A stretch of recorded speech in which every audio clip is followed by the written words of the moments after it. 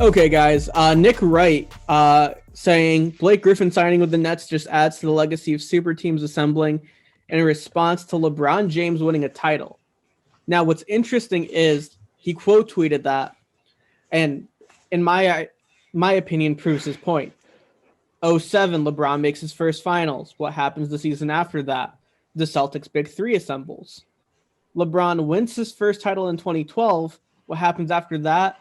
Kobe, Dwight Howard, and Steve Nash all join together. 2016, LeBron beats the 73 win Golden State Warriors. What happens? Kevin Durant joins the Warriors. And then 2020, LeBron wins a title with the Lakers. And we just saw Harden and Blake Griffin both join Kyrie and KD. Do you guys think LeBron James is truly the catalyst for all these moves?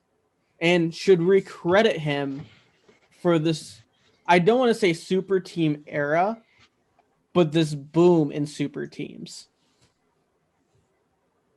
Yeah. Without a doubt, right, Elias? Yeah, I mean, the NBA has always been a catalyst, or the best player has always been a catalyst for the changes that happen in the NBA. Kobe was it, Michael Jordan was it, Wilt Chamberlain was it, whoever is the best player in the league, he's always a catalyst for changes because you're always fighting to beat the best player. That's how the NBA has been. That's how all sports are. So the way I see it is like the Celtics needed that big three, arguably to compete with LeBron, the rise of LeBron, because he was clearly arguably the best player in the league at that time. So they felt that they needed a big three to compete with that. But in turn, LeBron ended up doing the same thing, which completely altered the league. Because all of a sudden it's like, oh, we need a big two, big three to even compete with this guy alone with bums on his team. And now he's got two other stars. The way I see it, he's like Steve Jobs. He didn't necessarily create the smartphone, but he released the best smartphone. And then you have Android releasing a better phone every year. And then it's a competition every year to see who can advance the most. So, yeah, I mean, LeBron is the catalyst, but he was also the one that made it. He made it mandatory to even have a super team in today's league to begin with. Yeah, but LeBron is the one who gets punished in the quote unquote legacy debate. When it comes to, it's not fair. Who's it's not fair because he's just playing by the rules that were set by other teams.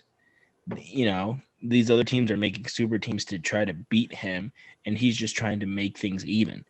It's been shown in the NBA throughout its existence that not one player can win you a championship. It very rarely happens. The last time it happened was with Dirk.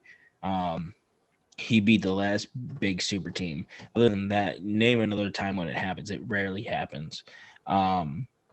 So LeBron's just playing by the rules that were set up for him or against him, and people get upset about it. It's like, why does every other team get to make a super team to try to beat LeBron?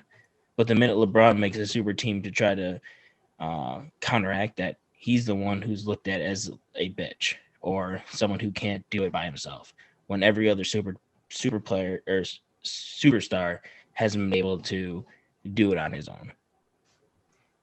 Yeah, it's just the NBA is just very contradicting in general. I mean, they gave him unreal expectations when he first came into the league.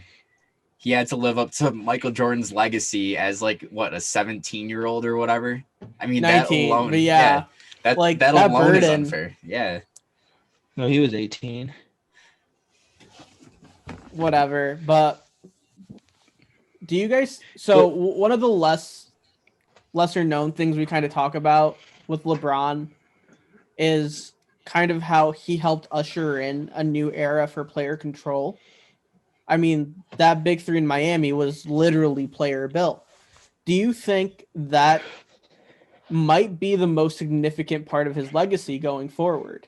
Is how he helped usher in more player control into the league? On a broad spectrum, you could say yes. But when you think of his game,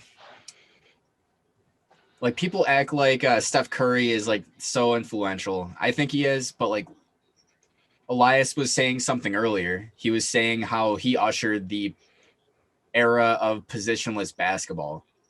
And we see that today, even after all of the shooting.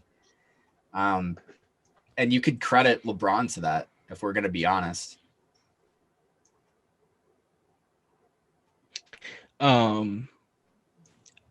I don't think I mean LeBron, he created the modern NBA just like Michael Jordan created what was the modern NBA before him.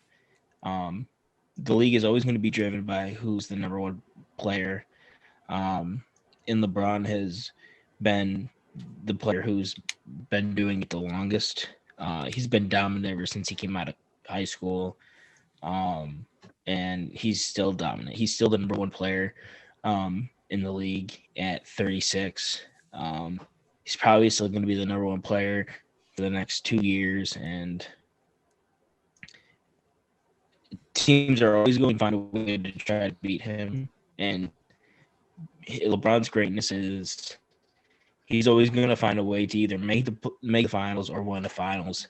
And I think that's just going to show how great he was in the future. We're going to look back at LeBron and say, wow, why do we give this guy such a why do we look down on him for so long when, you know, he was so great? Like we're witnessing greatness and don't even know it. Like Michael Jordan, when he was playing, everyone was sucking his cock, saying how great he is. Oh, and he never add on to what you just said about Michael Jordan, in his heyday, he basically invented the superstar foul. You couldn't even lay a hand on him after a certain point in his career. It seemed like every single time you laid you didn't even have to touch his finger. If it looked like you were going anywhere near his finger, he was going to get 2 free throws. So it looked like they changed the rules to help him. While with LeBron, it seems like the way the NBA has changed has almost been against him his entire career. Yeah, I mean, LeBron is just like, we don't give him enough credit. Everyone loves to like shit on him for saying, you know, he's been to X amount of finals and he's lost X amount of finals. He doesn't have a winning record. But when's the last time we saw a guy make it to how many straight finals he's made, whatever finals he's made? We've never seen it. The guy is great, and at the end of the day, he's probably going to be looked at as the best basketball player to ever lace him up. But going back to what Nick Wright said, I don't know why he acts like it's like surprising.